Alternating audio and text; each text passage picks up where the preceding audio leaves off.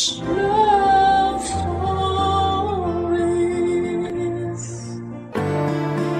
Minsan ang isang tao kapag lalong pinagbabawalan ay mas lalong nagnanais na makatikim ng kalayaan. Sa kagustuhang maging malaya, nagiging biktima tayo ng sitwasyong hindi natin napaghandaan. Ikaw kabarangay, anong pangyayari sa buhay mo ang hindi mo napaghandaan?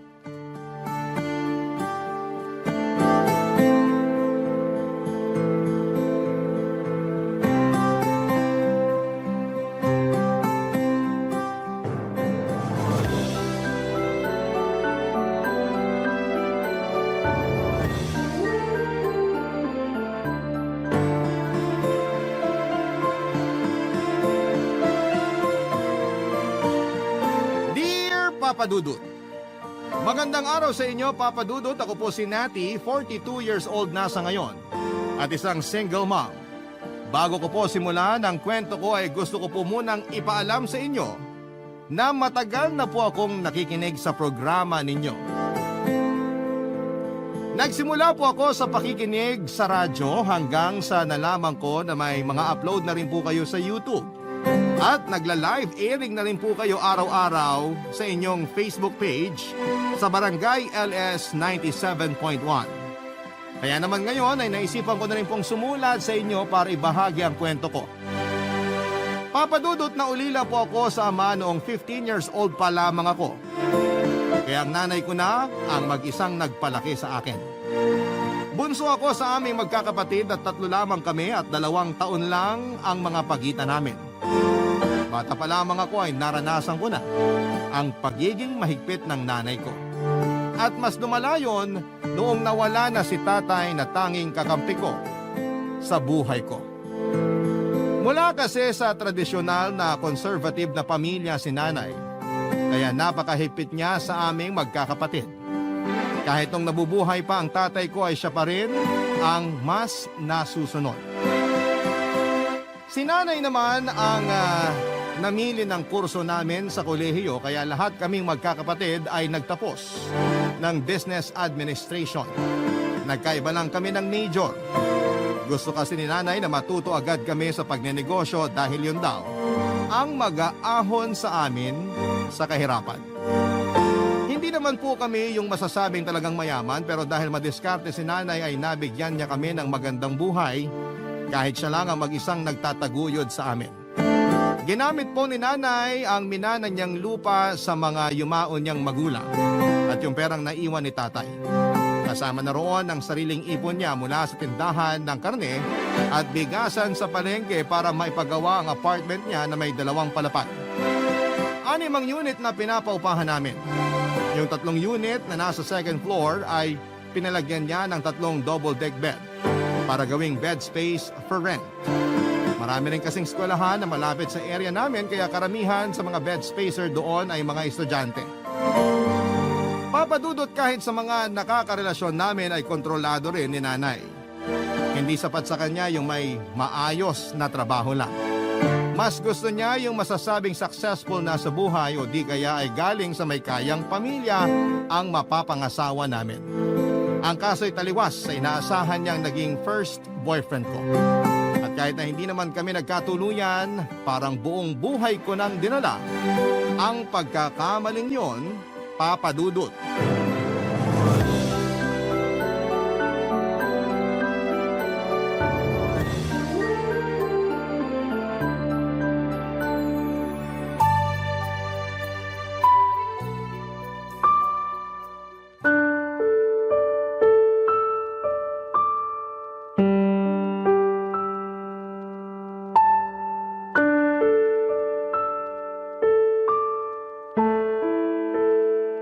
Hoy, Nati!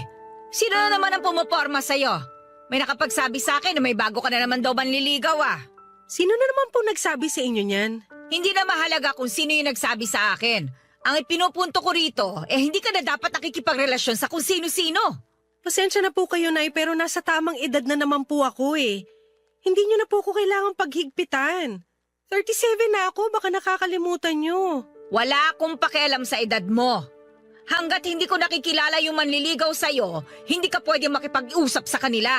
Ako magdidesisyon, naiintindihan mo? Bakit po sina ate at kuya pinayagan nyo na mag-asawa? Nakapag-asawa sila kasi ako ang pumili ng mapapangasawa nila. Kaya ikaw, hanggat wala kang nahahanap na matinong lalaki, wag na wag kang magtatangka na magpakilala sa akin ng kahit na sino lang, ha? Nay naman, paano naman po ako makakahanap ng katulad ng napangasawa ni ate? Tsaka kung magpapakasal man po ako, gusto ko dun talaga sa taong mahal ko at hindi sa nireto nyo. Hindi kayo aasenso sa puro pagmamahal lang. Na hindi naman po porket pipiliin ko yung mahal ko, wala na akong gagawin para mapabuti yung buhay ko. Nakapagtapos po ako ng pag-aaral. Tsaka malakas pa ako kaya kayang-kaya ko pa maghanap ng trabaho. Hindi ko naman po kailangang iasa sa mapapangasawa ko yung magiging kinabukasan ko Kahit na! Isipin mo naman yung magiging kahihiyan ko kung mag-aasawa ka ng kapos sa pera. Ganyan na po ba talaga tayo nabubuhay ngayon, Nay? Lagi na nakabase sa sasabihin at iisipin ng ibang tao? Sumunod ka na lang sa gusto ko, Nati. Para sa ikabubuti mo rin yon. At huwag na huwag kang magkakamaling suwayin ako, ha? Kayang-kaya kitang itakwil bilang anak. At isa pa, kung gagawin mo yon, ikaw pa lang ang pinakaunang susuway sa akin sa pamilyang ito. Hindi mo magugustuhan yung gagawin ko kung sakasakali. Nay naman, parang tinanggalan nyo na kami ng kalayaan. Mas gusto mo bang maging malaya pero naghihikahos ka naman sa buhay? Abay, mag-isip-isip ka! Hindi lahat ng gusto mo makabubuti sa'yo. Marami na akong pinagdaanan sa buhay, kaya alam ko kung ano yung sinasabi ko. Kung hindi mo kaya magtiwala sa mga desisyon ko, pwede ka nang umalis. Pero wala kang makukuha sa akin kahit na piso. At huwag mo na rin asahan na may pamilya ka pang babalikan. Sobra naman po yun, Nay. Alam ko. Kaya kung ayaw mong maranasan yon, abay magpakatino ka at sundin mo na lang ang gusto ko. May magagawa pa po ba ako? Kahit ano namang paliwanag yung gawin ko, baliwala na sa inyo. Ay, buti alam mo. Walang ibang masusunod sa pamilyang ito kung hindi ako. Lahat ng meron kayo, galing sa akin. Matuto kayong tumanaw ng utang na loob. Sana po, hinayaan nyo na lang kaming tumayo sa sarili naming mga paa, kesa habang buhay kaming magbabayad ng utang na loob sa inyo. Tumigil ka na nga dyan. Asikasuhin mo na lang yung mga apartment. Singilin mo na yung mga nangako magbabayad nung nakaraang buwan. Kapag hindi pa rin nakabayad, palayasin mo na. Hindi yung marami ka pang sinasabi dyan. Wala ka pa namang napapatunayan. Papadudot, sakal na ako noon sa paghihigpit ng nanay ko. Ilang beses ko na rin sinubukang makawala sa kanya pero lagi siyang nagbabanta na itatakwil niya ako bilang anak niya. Nahirapan ako sa sitwasyon ko at hindi ko rin maiwasang makaramdam ng inggit sa mga kabatch ko na may mga sarili ng pamilya. Kahit yung nakarelasyon ko noong college ay kasal na rin. Hindi ko lang maialis sa isipan ko na kung yung kinasal sa kanya, kung ako yung kinasal sa kanya, masaya na sana ako sa pamilyang meron ako. Kaya naman sa sobrang higpit ni nanay ay tumandang dalaga na lamang ako. Sa katagalan ay nasanay na lamang ako na wala akong social life. Hindi na rin ako nakikipag-usap sa mga lalaki para wala nang manligaw sa akin. Umikot na lamang ang buhay ko sa pagtulong kay nanay sa negosyo niya. Taga-asikaso ako ng mga permit, tagabayad ng bills at kung ano-ano pa. Sa madaling salita, ako ang naging kanang kamay ni nanay, Papadudot. At kapalit naman noon ay nagde-deposit siya ng pera sa savings account ko. Lahat ng sweldo ko ay nakadirekta na roon para hindi ko magastos. Katwiran niya ay wala naman akong pagkakagastosan dahil provided naman niya ang lahat kaya ipunin ko na lang daw yon. Hindi naman yun problema sa akin dahil tama rin naman si nanay, Papadudot. Kung kailan okay na ako sa pagiging single at nakafocus na lang sa kung paano mapapasaya ang nanay ko ay saka ko naman nakilala ang lalaking muling nagpatibok ng puso ko. Walang iba kundi si Jobert, Papadudot. Hindi naman siya kagwapuhan pero matangkad siya, moreno at mukhang sanay na sa kahit na anong trabaho. Nung araw na nagkakilala kami ay naghahanap siya ng mauupahan. Sakto naman na naroon ako sa apartment na pinapaupahan namin para magpalinis ng mga bakanting unit kaya ako ang nakausap niya, Papadudot.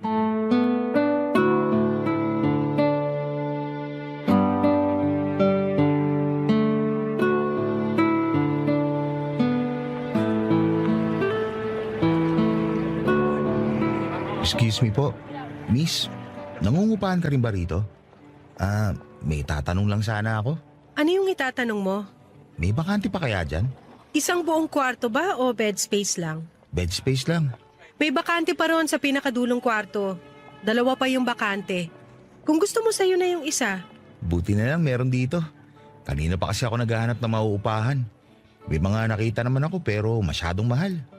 Bed space lang kasi kaya ng budget ko eh. Magkano ba renta ng mga bed spacer dito? 2.5, kasama na tubig at kuryente. Pero kapag may cellphone ka, laptop o rice cooker, magdadagdag ka. Cellphone lang naman yung meron ako. Add ka ng 100 pesos. Ganun pala rito. Bakit? Namamahalan ka ba sa 100 pesos? Hindi naman. Hindi ko lang inaasahan yung kailangan magdagdag pag may gamit. First time mo maging bed spacer, no? Oo. Galing pa kasi ako ng probinsya. Nagpunta lang ako rito para magtrabaho. Kasama ko nga sana mga tropa ko pero iniwan nila ako eh. Bakit ka naman nila iniwan? Hindi sila natanggap doon sa pinag-a-applyan namin. Yun naman pala eh. Dapat intindihin mo rin sila. Ano pa nga naman ang gagawin nila rito kung wala naman silang trabaho? Hindi pa naman sila bumabalik sa probinsya namin. Magkakasama lang sila naghahanap ng trabaho. Saka matira matibay na lang talaga kami nito. Bakit naman? Hindi rin kasi ako sigurado kung tatagal ako rito. Kada galaw, kailangan ng pera. Lahat kailangan bilhin. Hindi kagaya doon sa amin sa probinsya. Nasa paligid lang yung mga iluluto namin. Gano'n naman pala eh. Bakit pinili mo pa magtrabaho dito sa Maynila? Kailangan namin ng pera. Nakasangla yung lupa namin. Kaya pala. Magkano bang dala mong pera? 1 month advance, 1 month deposit kasi kami rito. 5,000 lang ang dala kong pera. Pero nabawasan na rin nung pinamasahe namin at ginastos sa pag-a-apply. Kung ganun, pang 1 month deposit na lang yung meron ka? Oo eh. Sana nga pwede yun dito. Kasi kung hindi, maghahanap pa ako ng iba. Pang ilan na ba to sa mga napagtanungan mo? Pang-5 na. Marami ka na palang napagtanungan. Baka gabihin ka na niyan. Pag minalas-malas, aabutin talaga ako ng gabi. At pag mas minalas pa, maghahanap na lang muna ako ng matutulugan sa tabi-tabi. Kakausapin ko na lang yung may-ari nitong paupahan. Pwede na siguro yung 1 month deposit. Basta pag sumahod ka na, ibigay mo yung 1 month advance, ha? Kakilala mo ba yung may-ari? Hindi na mahalaga kung kakilala ko o hindi. Ang mahalaga, may matutuluyan ka na. Hintayin mo na lang na matapos yung paglilinis dun sa kwarto sa dulo. Tapos pwede ka nang pumasok dun. Eto nga pala yung bayad ko. Sigurado ko bang ikaw na bahala? Alam mo, pasalamat ka kasi ako yung natsyempohan mo. Hindi ka dapat basta-basta nag-aabot ng pera rito kahit mukha pang katiwa-tiwala yung kausap mo. Dapat manigurado ka muna. Maraming manloloko dito sa Maynila. Kahit saan naman, marami yan eh. Pero ang gaan mo kasi kausap, kaya alam kong mapagkakatiwalaan ka. Nambola ka pa. Hindi kita binobola, miss. Totoo yung sinasabi ko. Nati ang pangalan ko. Ako naman si Jobert.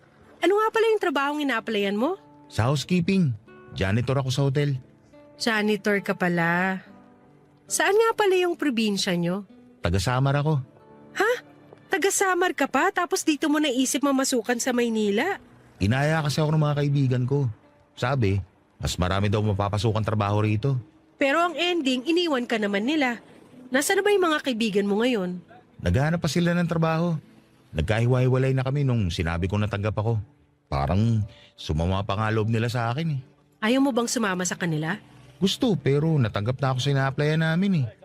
Baka matagalan pa ako makahanap kung sasama ako sa kanila. Paubos na yung budget ko. Sa bagay, gets naman kita dyan. Tama lang din naman yung ginawa mo.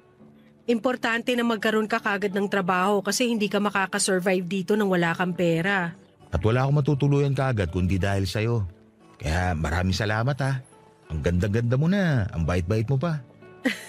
Bolero. Hindi ka ba naniniwala na maganda ka? Mas mabuti pa, puntahan mo na yung kwartong tutuluyan mo. Siguro naman tapos nang linisin yon. Mamili ka na ng pwesto kasi mamaya parating na yung ibang bed spacer. Bakit alam mo yun? Siyempre, matagal na ako rito. Teka, saan ba yung kwarto mo rito? Secret. Sige na, may lakad pa ako. Bahala ka na dyan, ha? Salamat ulit ha.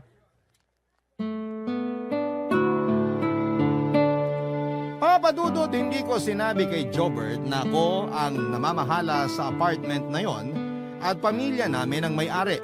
Gusto ko lang makatulong sa kanya noong time na yon pero wala naman akong plano na makipag-close sa kanya. Unang-una, hindi siya papasa sa nanay ko kahit bilang kaibigan ko lang. Pangalawa ay ayoko munang mapalapit sa kahit na sinong lalaki. Naroon na kasi yung takot na baka kapag natuto na naman akong magmahal, ay masaktan lamang ako kapag hindi siya nagustuhan ng nanay ko. Pero aaminin ko, Papa Dudut, na may dating naman si Jobert. Mukhang mabait din siya at pinakanagustuhan ko yung pagiging responsable niya at yung malasakit niya sa pamilyang naiwan niya sa Samar. Nang mga sumunod na araw, nakakakwentuhan ko na si Jobert, 9 years ang tanda ko sa kanya. 28 pa lang kasi siya noong panahon na yon. Nalaman ko na marami pala silang magkakapatid. Yung iba pinakupkop na lamang sa iba nilang kamag-anak dahil hindi na kayang buhayin ng mga magulang niya. Parehong magsasaka ang mga magulang niya at masyado na ring matanda para magtrabaho pa. Hindi nga nagtagal ay inamin ko na rin sa kanya na kami talaga ang may-ari ng paupahan. Nagulat siya nang sabihin ko yon. Nakaramdam din siya ng hiya dahil masyado na raw siyang naging feeling close sa akin. Papa Dudut, sinabi ko naman na ayos lang yon. Pero kung gusto niyang makipagkaibigan ay hindi ko siya mapagbibigyan. Hindi ko sinabi ang kadahilanan at hindi na rin naman siya nangulit dahil nahihiya na siyang makipag-usap sa akin noon. Ilang buwan pa ang lumipas, Papa Dudut, at sa tuwing pumupunta ako sa paupahan, walang pagkakataon na hindi kami nakakapag-usap ni Jobert. Sumakto kasi yung punta ko roon na wala rin siyang pasok sa trabaho. At kahit ayaw kong makipagkaibigan sa kanya, habang tumatagal ay unti-unti na rin akong bumibigay, Papa Dudut. Barangay Love Stories. Barangay Love Stories. Papa Dudut, simula nang lumambot ako kay Jobert ay pumayag na akong maging magkaibigan kami. Bagamat alam ko na sigurado magagalit ang nanay ko. Ibinigay ko sa kanya ang number ko at tuwing gabi kami ang madalas na magkausap. Tumatawag pa nga siya minsan. Yung biruan namin at masayang kwentuhan ay inaabot pa ng hanggang madaling araw. Papa Dudut, kahit malapit na kami ni Jobert sa isa't isa ay hindi ko pa rin hinahayaan na humigit pa roon ang samahang meron kami. Wala kasi noong madalas na kaming nakakapag-usap ay napansin ko na mas nagiging sweet na rin sa akin si Jobert. Batid ko na hindi normal sa magkakaibigan lang ang mag-update sa ginagawa ng isa't isa. Madalas pa siyang magpaalala sa akin na huwag akong magpapalipas ng gutom dahil magagalit daw siya. Corny mang pakinggan, pero kilig na kilig ako sa ganong galawan niya noon. Pero tuwing naiisip ko si nanay ay bigla na lang akong nawawala ng gana. Itinigil ko ang pakikipag-usap kay Jobert. Hindi na ako nag-reply sa mga text message niya at hindi ko na rin sinasagot ang mga tawag niya kahit pa ulit-ulit pa niyang ginagawa yon. Tuwing pumupunta naman ako sa apartment ay itinataong ko na lamang na may pasok siya. Pero noong huling punta ko, Papa Dudut, ay hindi ko akalain na naroon pala siya kaya hindi na ako nakaiwas pa.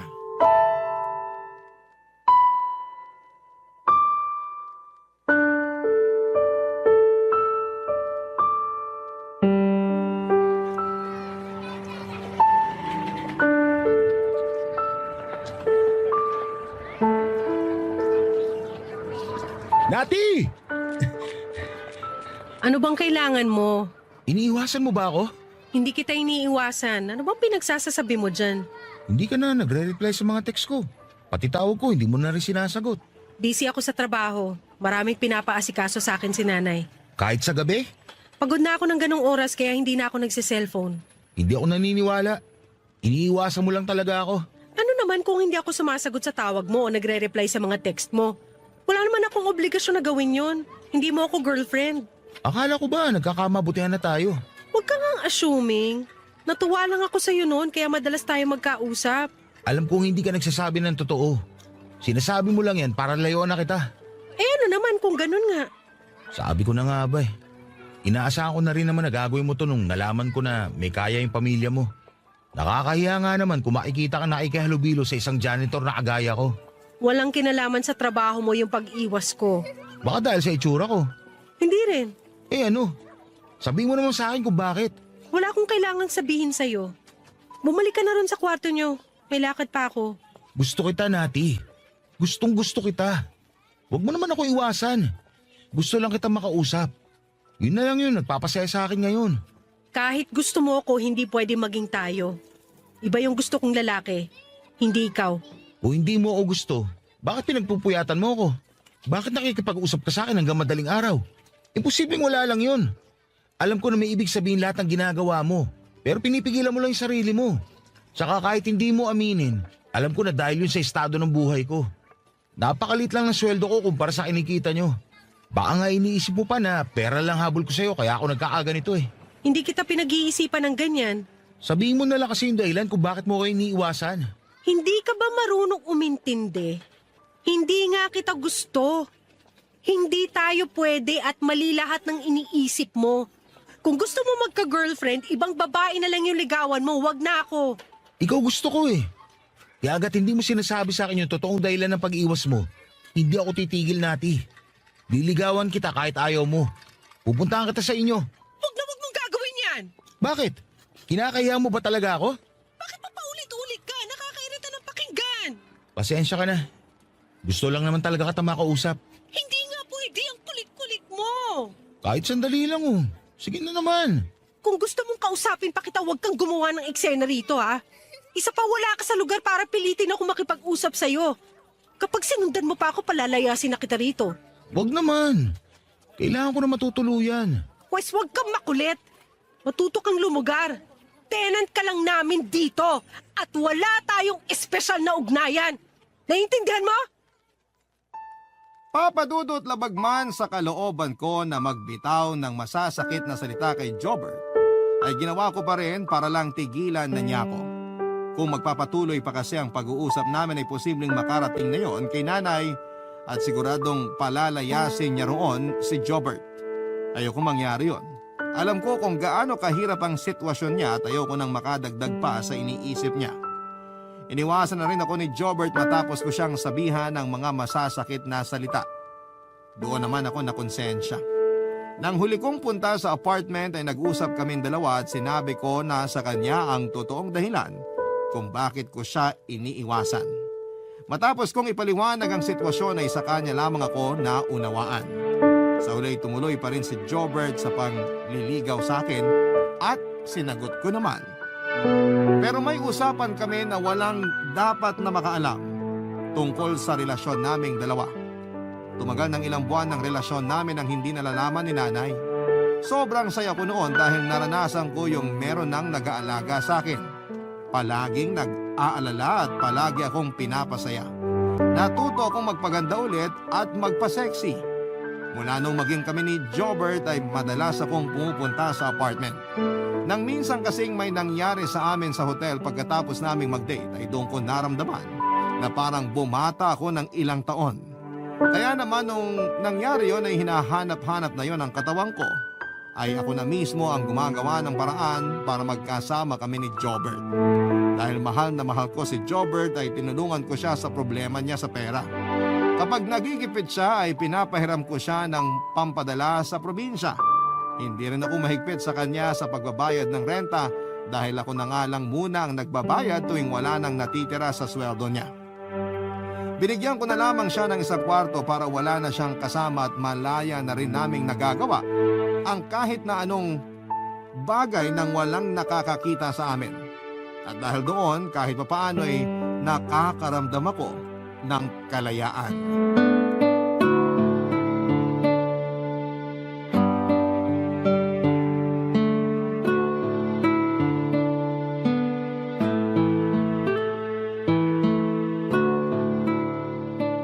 Mahal, kailangan ko nang umuwi. Maagang nagigising si nanay. Kapag kinatok niya ako sa kwarto tapos hindi ko siya pinagbuksan, malalaman niya na wala ako roon. Mamaya na. Ihahatid naman kita eh. Pero mahal, mag-aalas 3 na ng umaga. Wala pa nga akong tulog eh. Mamayang alas 7, marami na namang ipapagawa sa akin si nanay. Yun totoo. Anak ka ba talaga niya o alalay? Hayaan mo na. Yun na talaga yung ganap ko sa pamilya namin. Ako na lang yung maaasahan ni nanay. Nasaan ba yung iba mong kapatid? Nakabukod na sila. Pero bumibisita naman sila sa bahay tuwing linggo pagkatapos nilang magsimba.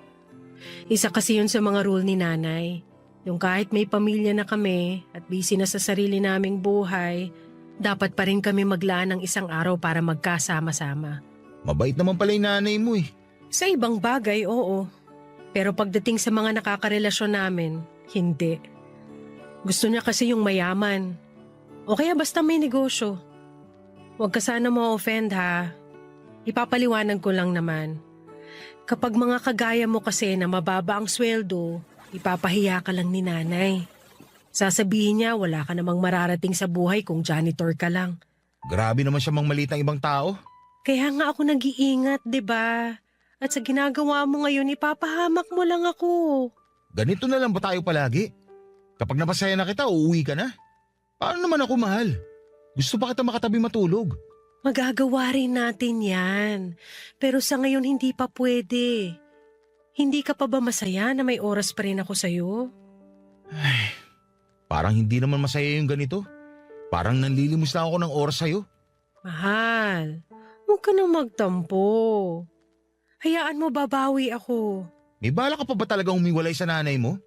Kasi kung habang buhay ka na lang magpapakontrol sa kanya, hindi ka talaga magiging malaya. Hindi kasi yun ganun kadali. Bigyan mo lang ako ng sapat na panahon, mahal. Kung ikaw lang naman, naiintindihan kita.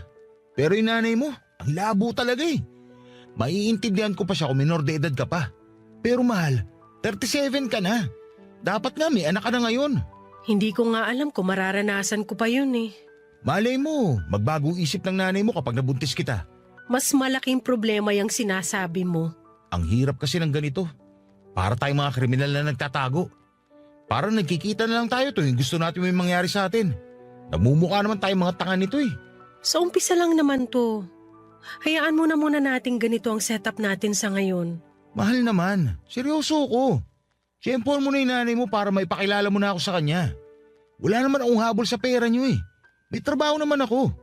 Kung yung panggastos ang problema kapag mag-asawa na tayo, pwede naman natin paghatian yun, di ba? Huwag kang mag-alala. Hahanap lang ako ng tiyempo. Masasabi ko rin to sa nanay ko. Pero sa ngayon, konting tiis muna, ha? Ano pa nga ba magagawa ko? Wala naman eh.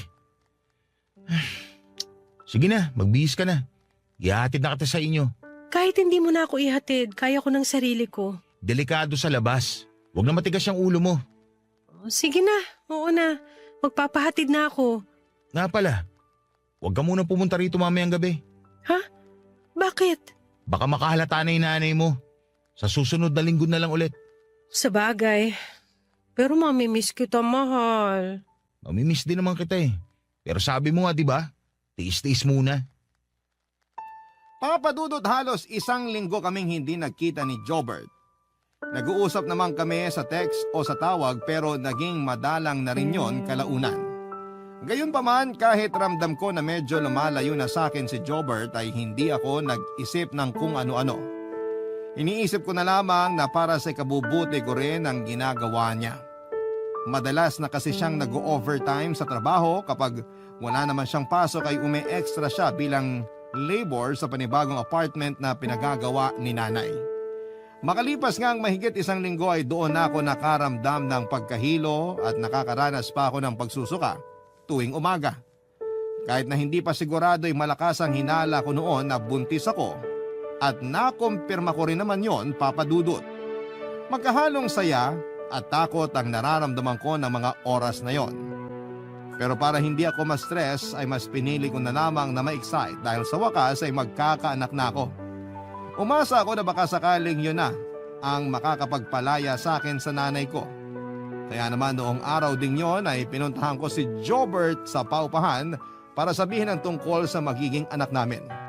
Pero sa halip na ma-excite ako sa ibabalita sa kanya nang makarating ako doon ay halos manginig ako sa galit sa naabutan ko sa kwartong tinutuluyan ng boyfriend ko, papadudot. Barangay Love Stories. Barangay Love Stories. Papadudot, buo na po ang desisyon ko na sumama na lamang kay Jobert para makabuo na kami ng sarili kong pamilya. Baka kasi sa ganung paraan ay mapatunayan ko sa nanay ko na mali lahat ng mga iniisip niya at kaya kong mabuhay nang hindi umaasa sa kanya. Pero naisip ko rin na kapag itinakwil niya ako, mauuwi lang sa wala lahat ng pinaghirapan ko. Kahit mga kapatid ko ay wala nang magagawa pa roon kapag nagkataon. Hindi ko na sila makakasama o makakausap man lamang. Ganon katindi ang pagkontrol ni nanay sa mga buhay namin. Kahit matatanda na ang mga kapatid ko ay napapasunod pa rin niya. Habang nasa daan papunta sa paupahan, yon ang laman ng isipan ko. Mas makakapag-isip-isip ako kaya nabuo ko na ang desisyon ko na sumama na lamang kay Jobert. Kumpara naman ang inaalala niya ay malaki-laki na rin naman ang ipon ko. Kaya medyo nakampante pa ako. Napapangiti ako sa bawat hakbang ko noon papunta sa kwarto ng boyfriend ko habang hawak ko naman sa kaliwang kamay ang patunay na magkakaroon na kami ng anak. Naabutan ko pong nakabukas ang pinto kaya hindi na ako kumatok pa. Nagdahan-dahan pa ako noon sa pagpasok para masurpresa si Jobert dahil mahigit 1 linggo na kaming hindi nagkikita. Pero nakakailang hakbang pa lamang ako ay halos hindi na ako makagalaw nang maabutan si Jobert na abalang-abala sa babaeng kausap niya sa video call. Lalo na nang marinig ko ang pinag-uusapan nila. Sunod-sunod ang pagtulo ng luha ko noon habang pinapakinggan kung paano ako laitin ng lalaking akala ko ay mahal ako. Pero ang mas masakit pa roon, yung babaeng kausap niya ay walang iba kundi yung kakilala kong masahista, Papa Dudut.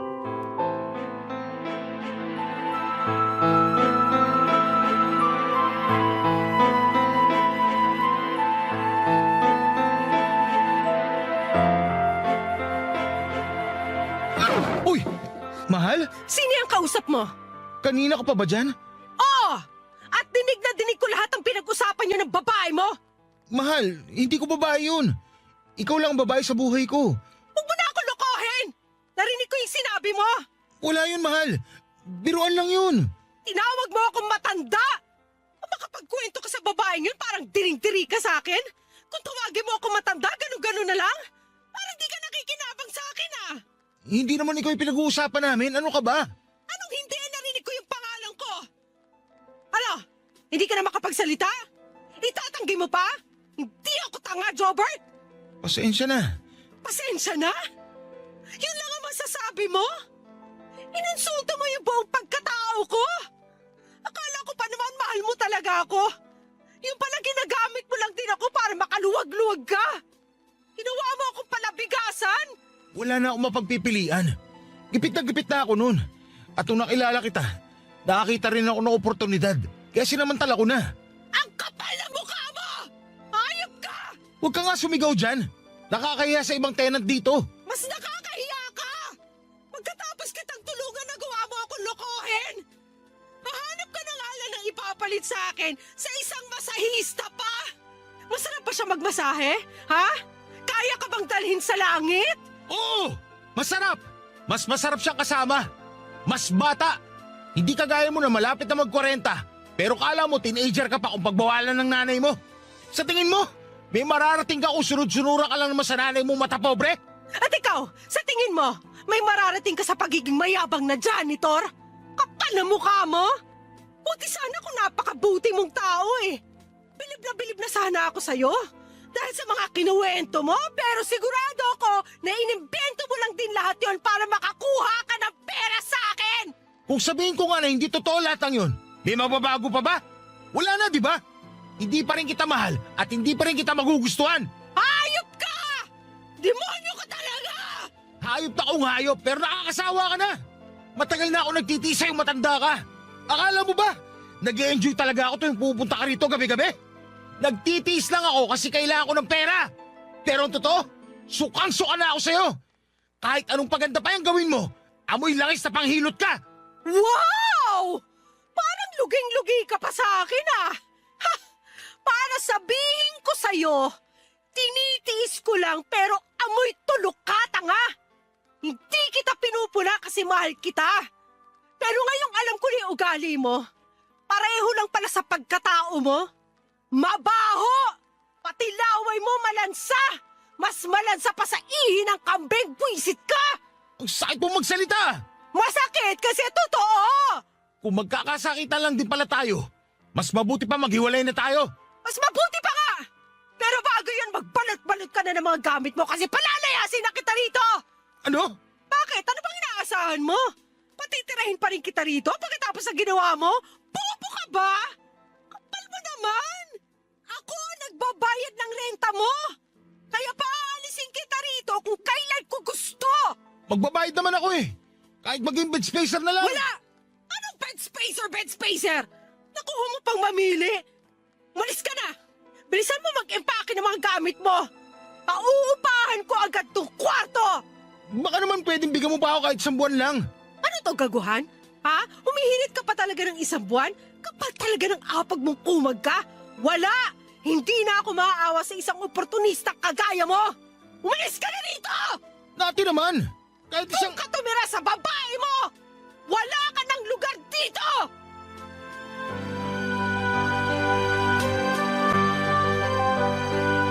Papadudot kahit na anong pagmamakaawa pa ang ginawa ni Jobert ay hindi ko na siya pinagbigyan. Napakasakit kasi ng ginawa niya sa akin, napaniwala niya ako na mahal niya ako at desidido na siyang bumuo ng pamilya pero kagaya lang din pala siya ng ibang lalaki na pinopormahan ako. Pera lang ang habol nila. Wala nang nagawa si Jobert nang sapilitan ko siyang pinalaya sa paupahan namin. Hindi ko na siya siningil sa mga utang niya. Ang gusto ko lang noon ay hindi ko na siya makita pa. Pero kahit na nakalis na siya sa apartment namin ay problemado pa rin ako noon kung paano itatago kay nanay ang pagbubuntis ko. Nung hindi pa malaki ang tiyan ko ay hindi ko pa masyadong inaalala si nanay. Pero nung medyo lumalaki na, nakahalata na rin siya. Umiiwas na lamang ako na magkasama kami ng matagal at tuwing pinupunan niya ako ay sinasabi ko na medyo napaparami lang ang kain ko kaya mabilis akong tumataba. Pero ang hindi ko alam ay nagdududa na pala sa akin ng nanay ko kaya nagtanong-tanong siya sa mga tenant sa paupahan namin. Doon ko lang napagtanto na kahit na anong pag-iingat namin noon ni Jobert ay may mga nakakakita pa rin sa amin na madalas kaming magkasama noon, Papa Dudut.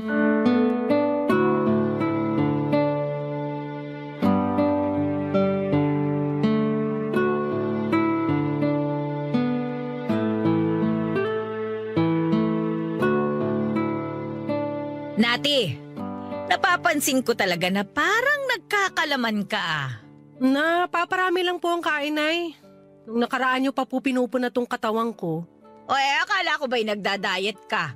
Puro paganda at pasexy ka nga nitong nakaraan tapos biglang nagpapataba ka ngayon? Parang hindi naman yata ka panipaniwala. Marami lang po talaga akong gustong kainin. Tsaka nakaka-stress din naman po yung ginagawa ko araw-araw kaya binabawi ko na lang sa pagkain. Sigurado ka ba na pagkain lang yan? Ano po bang ibig niyong sabihin? Iba kasi yung taba ng kain lang ng kain. Yung sayo kasi iba eh. Parang umuumbok yung tiyan mo. Kasama naman po talaga sa pagtaba yun, Nay. Nagkakabilbil na din po ako. Hindi ka pa rin ba aamin? Ano naman po nga aminin ko? Binigyan na kita ng pagkakataon para umamin sa akin, Nati. Pero wala eh. Pinili mo pa rin magsinungaling kahit na alam ko na yung totoo. Hindi ko po alam ang sinasabi niyo. Hindi mo alam? Ha! Hindi mo kilala si Jobert? Yung dating bed spacer na pinalipat mo sa kabilang kwarto? Ha? Paano niyo nalaman yan? Palagi ako may paraan. Kaya alam ko kapag nagsisinungaling ka o hindi. Buntis ka, hindi ba? At yung Jobert na yon ang ama ng dinadala mo. Ano naman po kung buntis ako? Nasa tamang edad na po ako para magkaanak. Pero disgrasyada ka! Iniwan ka na nung nakabuntis sa'yo. Buti sana kung napakatinong lalaki at may kaya man lang sa buhay. Pero kaya ka nga nangungupahan eh. Walang pera. Baka nga pinatulan ka lang no para makalibre siya ng renta. At ikaw naman, utu-utu kang boba ka. Sabik ka sa lalaki kaya pumatol ka kahit na... Sige po! Ako na yung mali. Pasensya na po kayo pero tama pa yung sinasabi nyo. Sabik ako sa lalaki. Gustong-gusto ko na magkaasawa at magkaroon ng sariling pamilya para makalaya na sa inyo. Nakakasakal na kayo eh. Kaya pumatol ka sa isang patay gutom at mukhang pera? Baka gusto niyo na rin pong idagdag yung manloloko at manggagamit. Sabihin niyo na po lahat. Ipamukha niyo pa na nagkamali ako. Ipamukha niyo na wala na akong ginawang tama buong buhay ko! At sa huli, tama pa rin kayo! Palagi na lang akong mali sa paningin niyo! Kita mo na? Kaya kita pinaghihigpitan kasi alam ko na hindi lahat ng lalaki ay mapagkakatiwalaan. O, tingnan mo yung pinatulan mo. Binuntis ka lang pero iniwan ka rin.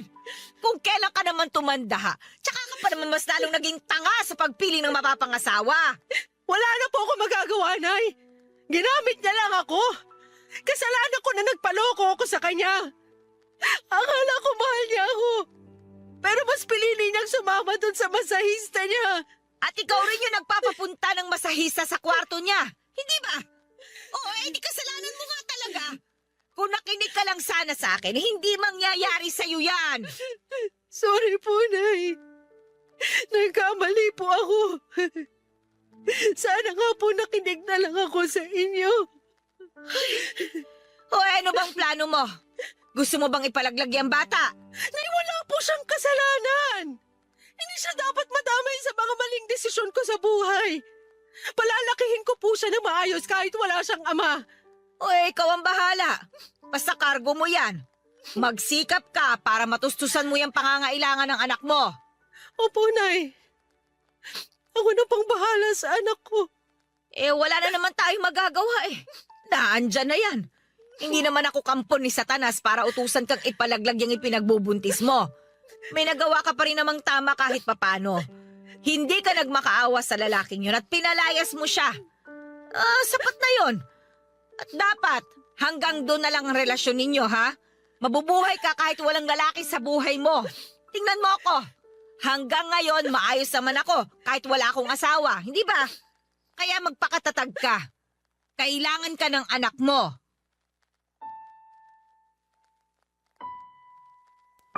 Papadudot na paluha ko sa mga sinabing yon ni nanay. Sa kabila ng pagiging mahigpit niya ay taglay pa rin niya ang puso ng pagiging isang ina. Sa wakas ay binigay na rin niya ang inaasam kong kalayaan. Hinayaan na niya ako na magdesisyon para sa aming mag-ina at para magawa ko yon ay bumukod na ako at nagpa siyang lumayo na muna. 2 taon lang mula nang umalis ako ay nakilala ko naman si Francis. Isa siyang pulis at byudo na siya at may 2 anak na babae. Lalaki naman ang naging anak ko at napamahal din agad sa kanya.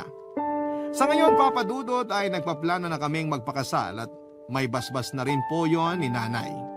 Kahit na hindi pa nga kami kasal ni Francis ay meron na agad regalo ang nanay ko.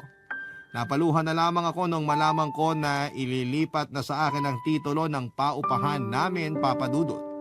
Bukod sa malaking tulong yon para sa amin ng anak ko ay napakasaya ko dahil naalala pa rin ako ng nanay ko. Hindi niya ako kinalimutan. Nagpapasalamat pa nga siya sa ilang taong kong pagtsatsaga sa pagiging assistant niya at sinabi niyang walang ibang dapat makinabang sa paupahan na yon kundi ako. At ngayong ako na talaga ang may-ari ng paupahan ay nangako ako sa sarili ko na hindi na ako muli pang magpapaloko sa isang bed spacer. Masaya at kontento na ako kay Francis kaya wala nang dahilan pa para magpapasok pa ako ng ibang lalaki sa buhay ko.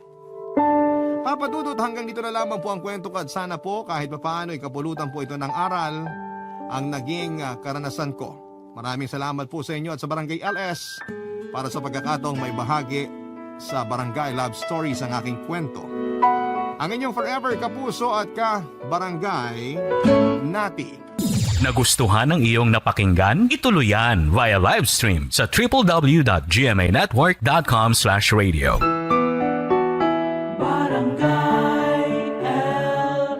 In Mega Manila, 97.1. Forever.